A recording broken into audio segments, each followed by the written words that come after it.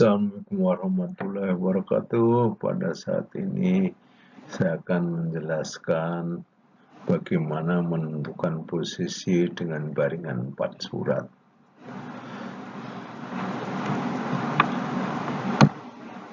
Baringan 4 surat di mana satu surat ada 11/4 derajat, jadi 4 surat adalah 45 derajat. Artinya baringan pertama kali dibaring berbeda dengan haluan 45 derajat. Berbeda secara relatif.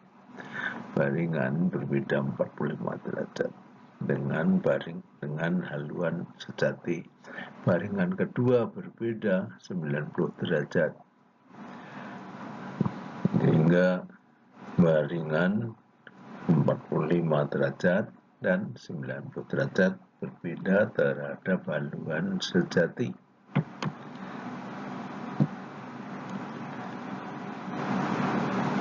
Dalam hal ini saya akan membahas studi kasus, yaitu menentukan. Pada saat ini saya akan menjelaskan tentang studi kasus menentukan posisi baringan 4 surat. Soal ini berhubungan dengan pembahasan sebelumnya, yaitu baringan silang. Jadi haluannya masih haluan 90 derajat. Baik, saya bacakan soalnya.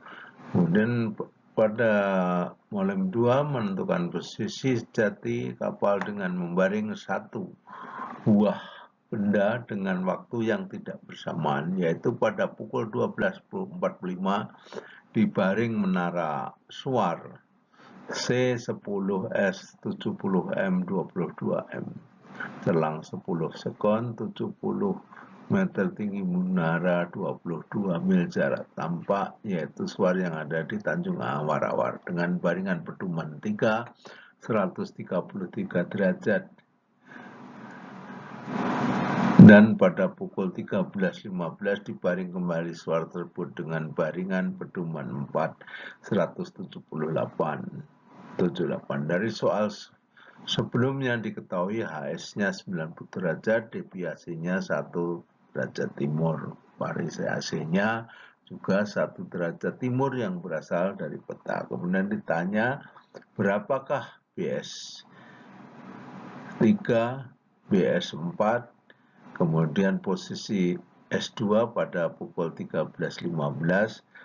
Cara apa yang digunakan untuk menentukan posisi oleh Molem 2 ini kita udah jelaskan di atas bahwa ini baringan 4 surat. Berapa haluan sebenarnya atau cost of ground, kemudian berapa kecepatan sebenarnya atau speed of ground.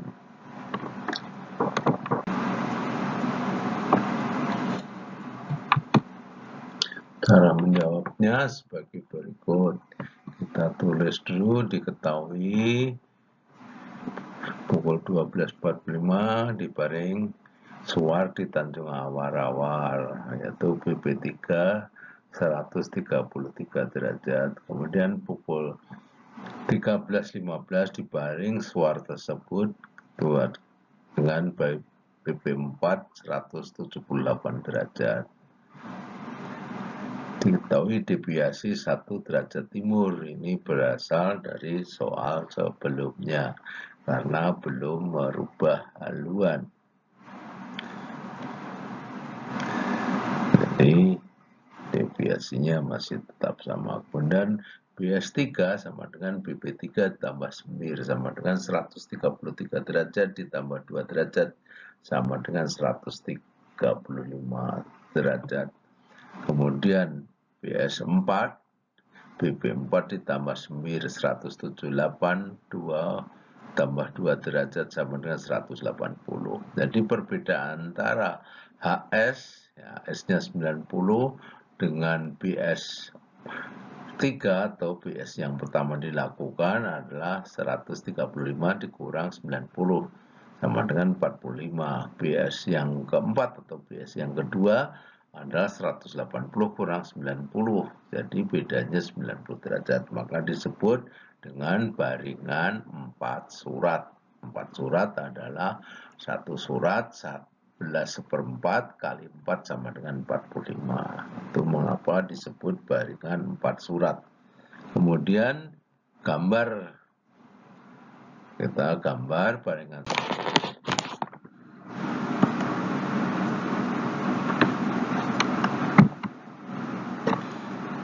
Kemudian kita menggambar PS3 karena kita sudah memiliki penentuan posisi dengan baringan silang yang pertama tadi yang pukul 11.45. Kita lanjutkan dengan menggambar posisi S2.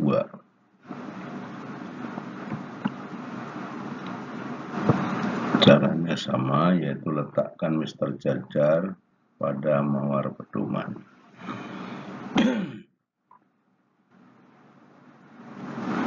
Yaitu 135. Kemudian geserlah Mr. Jajar tersebut ke suar yang ada di Tanjung Alang-Alang. Kemudian tariklah garis dari Tanjung Awar-Awar ke haluan 1. Setelah itu tulislah PS3 135 di atas garis PS3 tersebut. Ya, kita sudah memiliki PS3, kemudian kita gambar PS4.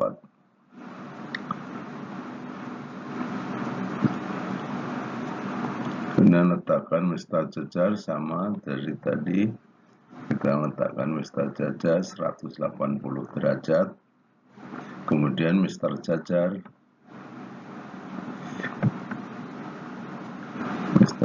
kita geser ke Tanjung Alang-Alang. Ya, setelah itu tariklah garis dari Tanjung Alang-Alang pada PS4. Teruslah PS4 180 derajat pada sebelah dari PS4 tersebut.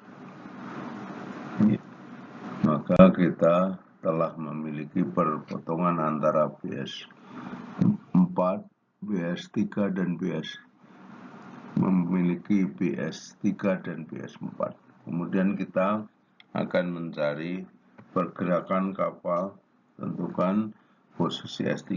Yang langkah berikutnya adalah carilah lama pergerakan kapal dari PS3 ke PS4. Jadi ini waktu sama dengan saat waktu di PS4 dikurangi waktu di PS3. Waktu di PS3 saat 13.15 dikurangi 12.45, jadi 30 menit. Jadi pergerakan dari sini sampai dari PS3 ini ke PS4 adalah selama 30 menit atau setengah jam. Jarak pergerakan dalam 3 menit adalah SOG kali lama atau waktu yang dibutuhkan tadi. Kemudian kita tulis kecepatan SOG sebelumnya itu adalah yang di sini. Kita tadi telah menghitung SOG sini. SOG yang di sini dari S1 ke S2 adalah 6 knot.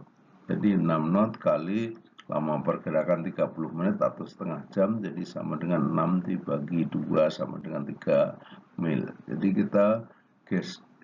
kita jangkakan dari sini ke pada PS4 ini sejauh 3 mil.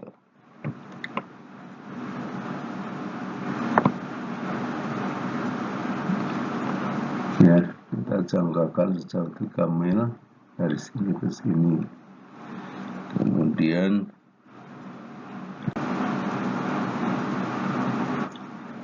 tentukan posisi S3.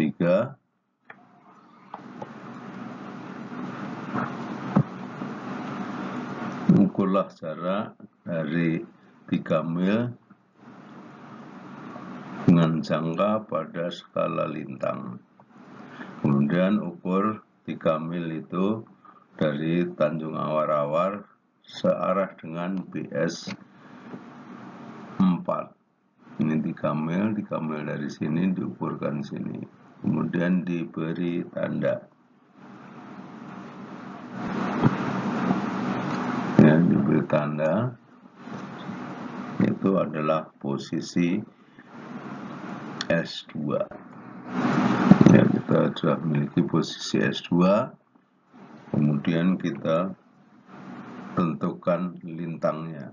Sama prosesnya, yaitu dapat menggunakan mistar jajar dengan menggunakan jangka.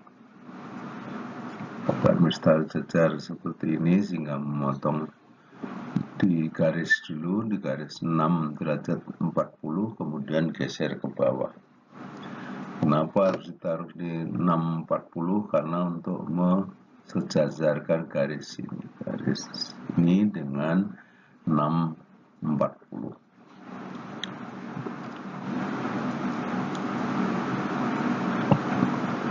Kemudian geser mistar jajar ke bawah sehingga berimpit dengan posisi S2. Kemudian lihat lintangnya. Ini lintangnya. Setelah itu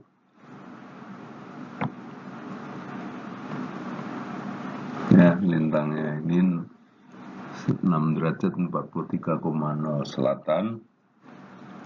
Kemudian perpotongan antara MC dengan skala lintang adalah posisi tadi 6 derajat 43 selatan. Setelah itu tentukan bujur dari S2. Caranya kita tinggal menjangka, diukur dengan jangka. Ya, jarak ini dari pinggir sampai ke posisi S2 dengan jangka. Kemudian hasil pengukuran dibawa ke skala bujur di bawah. Diperoleh bujur S2 adalah 111,57,0. Itu adalah kita sudah memiliki lintang dan bujurnya.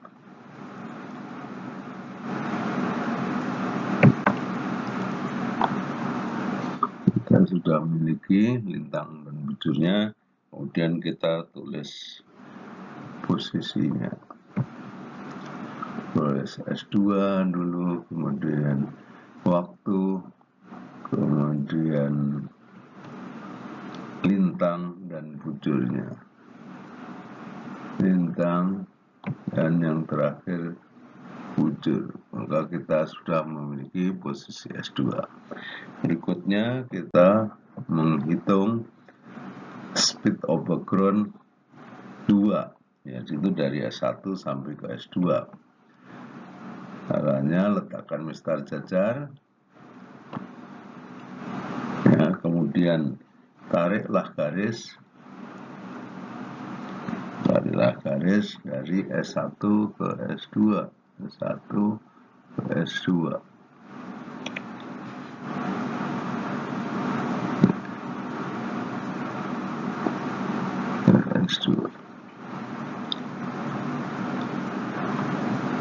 Kemudian tariklah garis, tarik garis, kemudian geserlah mistar jajar ke mawar pedoman. Kemudian lihat pembacaannya dari kiri ke kanan. Ke kanan ketemu 78. Jadi diperoleh 78 dan masukkan COG2 di atas garis tersebut. Carilah SOG2 dari S1 sampai S2 dengan pertama ukur jarak dari S1 S2 dengan jangka. Ya, diperoleh hasilnya, ukurlah di skala lintang. Ukur skala lintang diperoleh 9,3 mil. Jadi dalam waktu 1,5 jam tadi kapal bergerak dalam 9,3 mil.